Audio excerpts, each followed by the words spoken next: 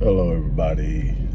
Dr. Rick Wallace here, dropping in on you. Hope everybody is having an unbelievable start to your weekend. As for me, it's another day of business, leaving the office. Have a couple of stops, then I'll be finishing out the day at home in the home office. This is how we're closing out the year. We're closing out the year strong. And so this is going to be grinded out December, which is every year. I work to close out my year strong so that I move into the coming year with momentum, and I teach my clients the same thing. I don't believe in trying to start a new year from a dead stop, trying to build new habits based on New Year's resolutions. I believe that you evolve into what you want to be, and you have to go into the new year on a strong note. With that being said, there's a couple of things I want to talk to you. First and foremost, I find it interesting, to say the least, that the young 15-year-old kid who shot up the school in Michigan, killing for and injuring a number of others, who was charged as an adult with 4 counts of murder. Initially, I think it was 3, and then another person passed away in the hospital from their injuries, a student, I believe. And it's been now announced at a press conference that they are actually going to file involuntary manslaughter charges against both parents. When the details came out, it was interesting. This could have been prevented. This could have been prevented, and you're probably wondering, why are we invested in a situation predominantly with whites? Because it always, in some way, impacts us. You have to understand that my partner and I, and we're going to actually talk about this tomorrow on The Teachers, my partner, Dr. Blanchard, and I actually did a paper on security in schools and the prevention of mass shootings at school, and were the millions of dollars, because of Columbine and progressively more school shootings after, and the phenomenon that has developed. School security has become an industry in and of itself. There, school districts and states are spending billions of dollars for the creation of protocols and security measures that, in my estimation, and Dr. Blanchard is even more of an expert in school security because that's his background, education and security investigation. He's a former police officer. And so mine is more along the lines of the psychological elements, being able to predict in advance when someone is capable of committing that type of violence. I've written on it, talked about it.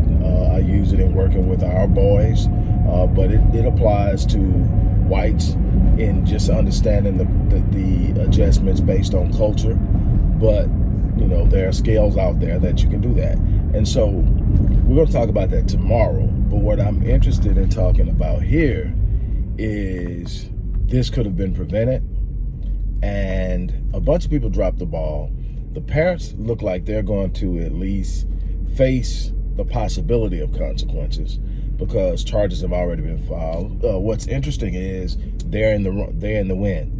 They were supposed to turn themselves in. They were working with their lawyer, who was working with the authorities to schedule a time for them to turn themselves in, and they all of a sudden stopped communicating with their lawyer, and nobody knows where they're at. They're on the run, so they have an all points bulletin. Be on the lookout. Bolo, be on the lookout for them. They're in some type of Kia SUV. I think it's a Sorento or something like that. But they're in that a black Kia Sorento, and they're at this point, at least the last time I checked, on the run, which is interesting because if you're on the run, you just left your son to fend for himself. But they were the first, from what I'm gathering, is the inference is that Dad brought a SIG, which is my favorite handgun, by the way.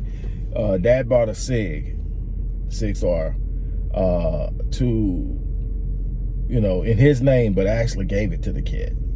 That's what the evidence is pointing to.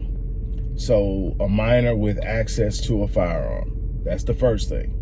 The second thing is they had been given warnings of his behavior and they wouldn't respond. He had got caught doing something and his mom sent him a text message is, "I'm not mad at you. You got to learn not to get caught."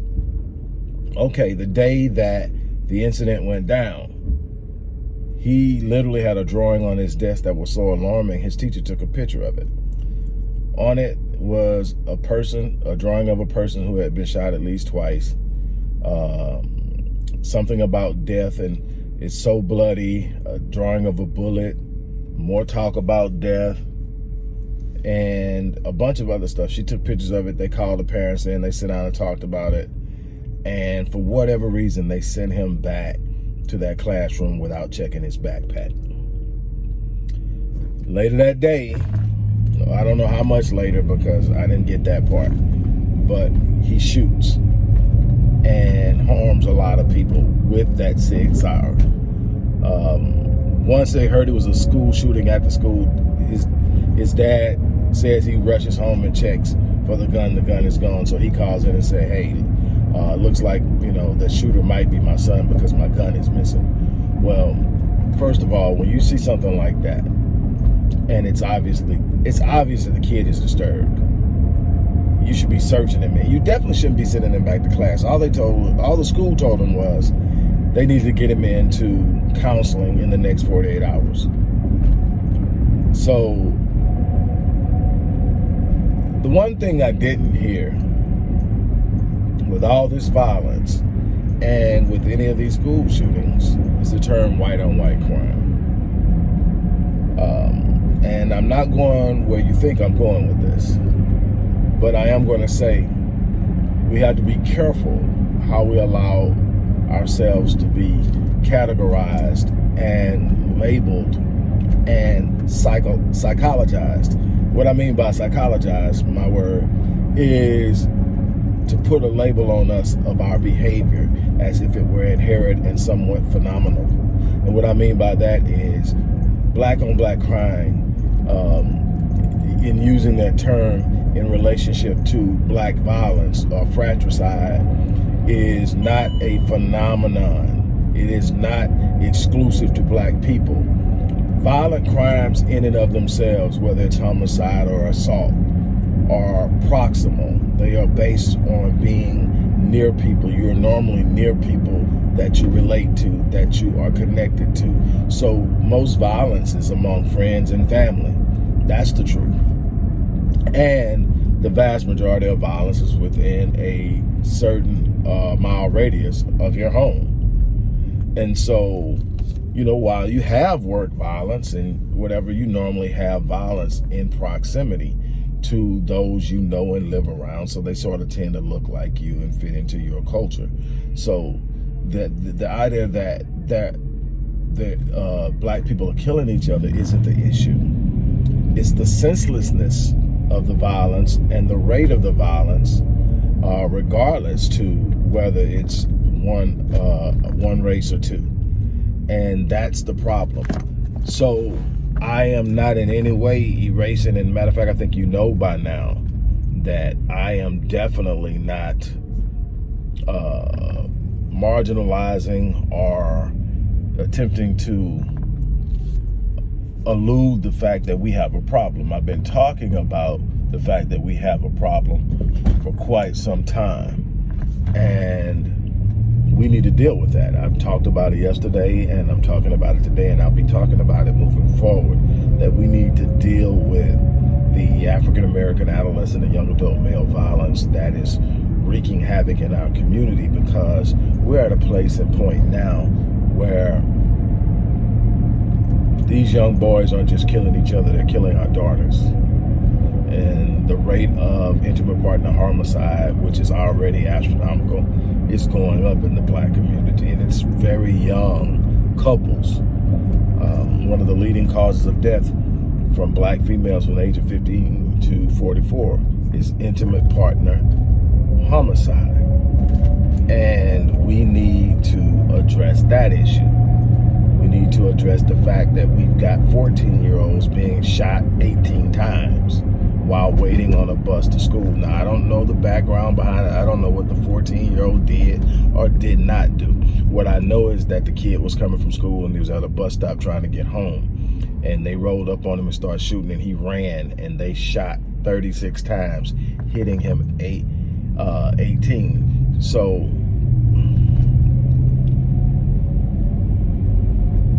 that is crazy to me.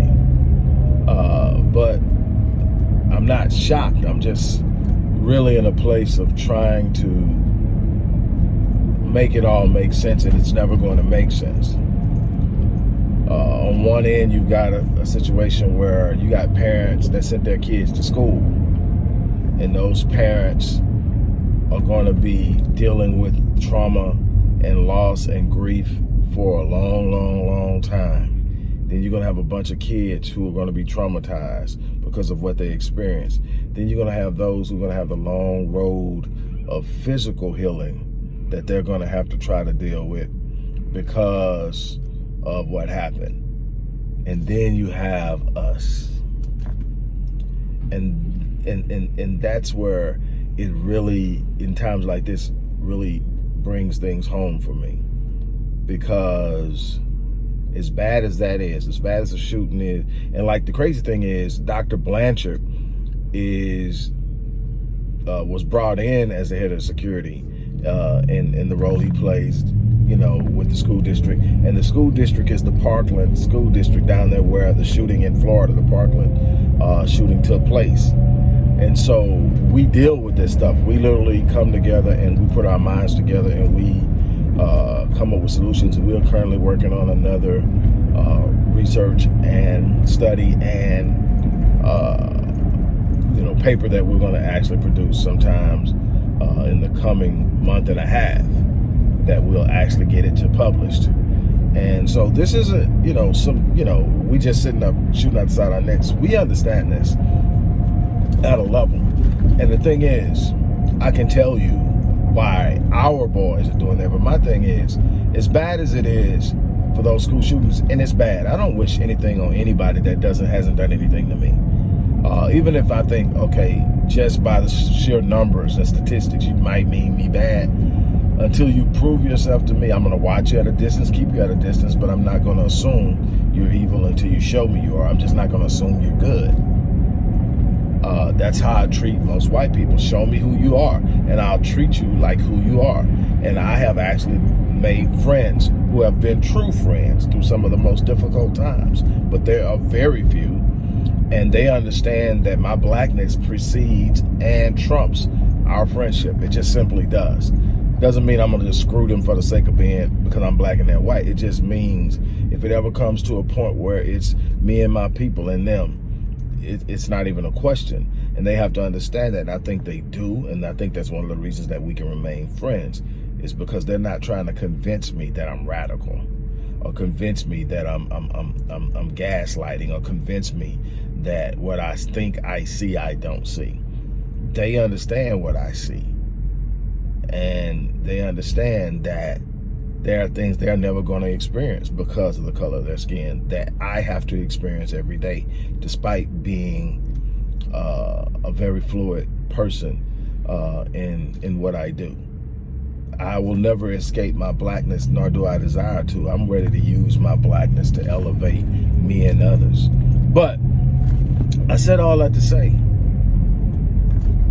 I don't have it. As much as that's going to cause pain, how many black mothers wake up every day with that pain that they had to bury their baby? I had a grandmother on, and we were still in contact with her, and she's doing better. I know for those of you who watched us a few weeks back, we had Stephanie Covington on, and she was talking about the app she built, the grieving app for grief, for parents and everybody else who's going through grief and really having a hard time getting through it.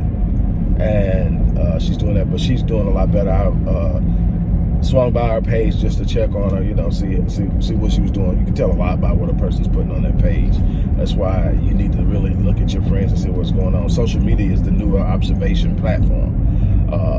You need to be checking on your people, phone calls if they're in a distance, and if you're close enough to the drop in on them, but you need to be checking on them. Pick up the phone call, ask how you doing, how they doing. But I checked on her, and she's in a real sweet place right now.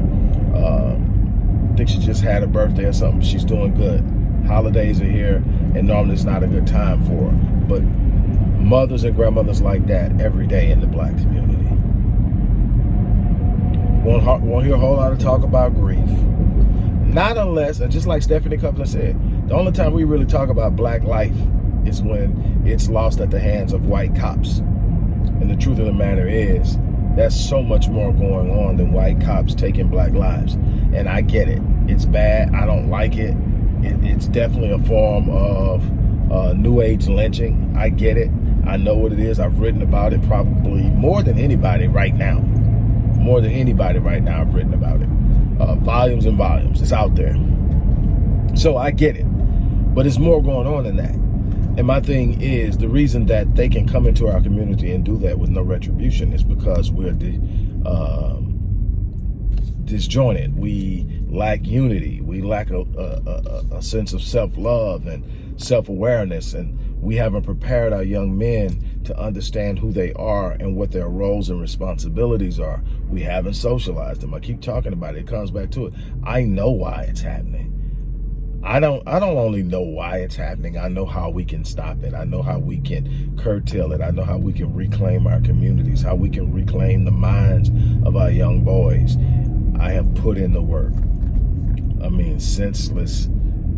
I ain't gonna say senseless, because that's not what it is. Countless hours I've put in over the last 30 years, understanding the plight of my people and the struggles of my people, and the sometimes questionable behavior of my people. And what I can tell you is that there's causality in it all, that we have to learn to understand who we are and why we're here, so that we can determine which direction we're headed in.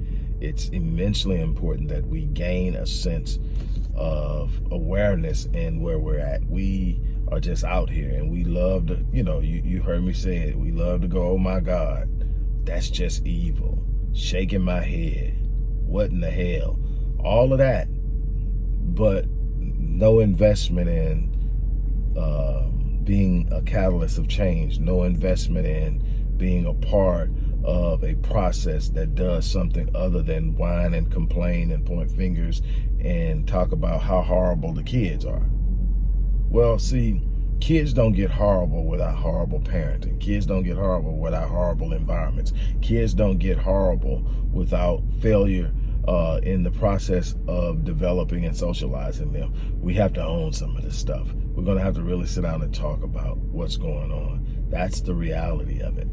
Look, I could talk about this all day, but there has to be a change. There has to be a point in which we make up in our minds that we're going to do something different and actually take action. I've talked about this to I don't know, to what end? But at some point, somebody's going to have to sit up and say, I want to do something about it. Besides debate and have intellectual pissing contests and all the other stuff that goes on while things just continue to get worse. I'm not here to debate anybody. I'm here to work with people. I'm here to put our minds together and create solutions. Like I told you, feels like a million times. I know it isn't. Feels like a million times I've told you about Black Men Lead, but it's definitely thousands of times I've told you about Black Men Lead, the Rite of Passage initiative I created for the whole purpose of creating a model for universally racially socializing young Black males. And in the statistics and the work that has been done in the past by minds like Howard Stevenson, Amos Wilson, Dr. Amos Wilson, Dr. Howard Stevenson, Dr.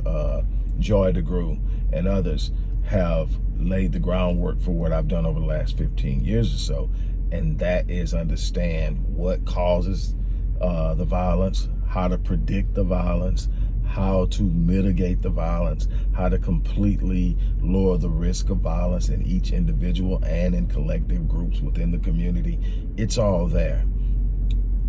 What are we going to do with it, though?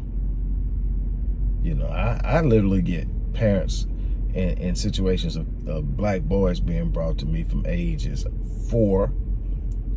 I had one in that age group this week brought to me. Not having a good experience in kindergarten, age 5 actually. Not having a good experience in kindergarten.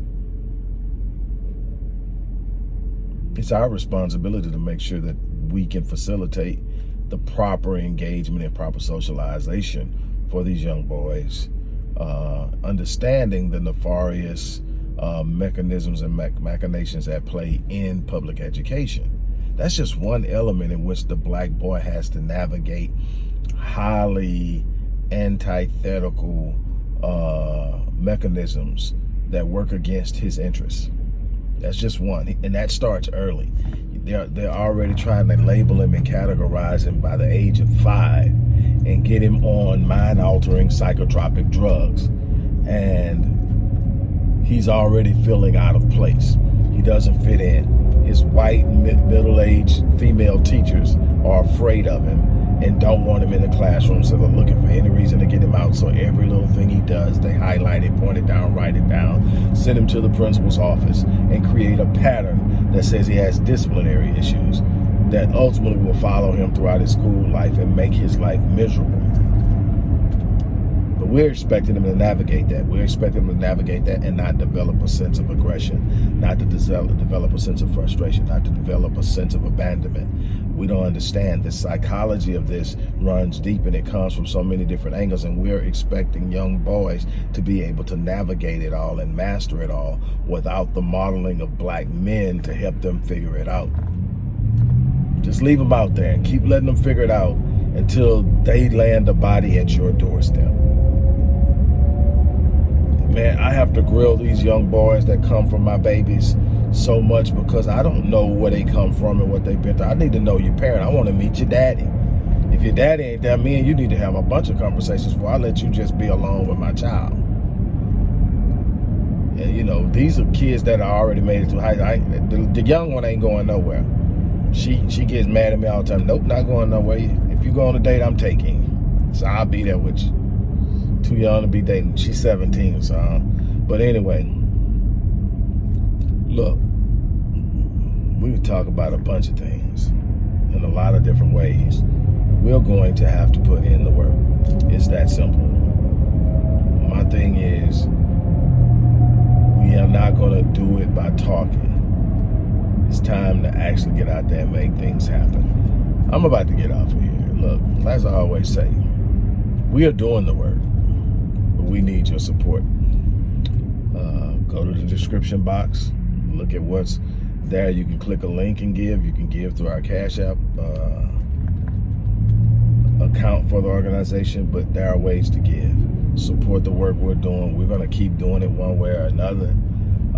But man, I have one campaign that I've been running forever. And I looked at it the other day. I just went and looked at it because nothing ever comes in from it. I was, you know, after a while, it stops coming in, and you know, you look at it. We have a campaign where the last person that gave 84 months ago. The campaign didn't close. I mean, the stuff work we're doing didn't close. We haven't shut down any programs. We had to start limiting access to the program. We just didn't have the resources. But they're all still active, and we're actually open new. We just opened a new mental health division at the Odyssey Project, but less than 6 weeks ago. We're not sitting up folding, but the idea that, hey, people simply, you know, they'll pat on the back, they'll give a like, they'll maybe even share a video. But my work isn't the video. The video is work too, because I hope it enlightens people and it gives people some insight on what's happening and how to understand it. I hope that it teaches you how to look at things and view things, and it starts to put in your mind and develop a process of we are problem solvers, not complainers. That's the goal. It's about educating and empowering. But that's not where all the hard work is done. The hard work is done in saying, taking all this knowledge and actually applying it. And that takes resources. And we've gotten so used to asking them for help. If it doesn't come from them, we're not getting it. You know, people tell me, well, have you tried this? Shouldn't you start your 501? Look, I am not an ignorant person. I've done research on every possible thing there is, and I know the ins and outs and ups and downs of it.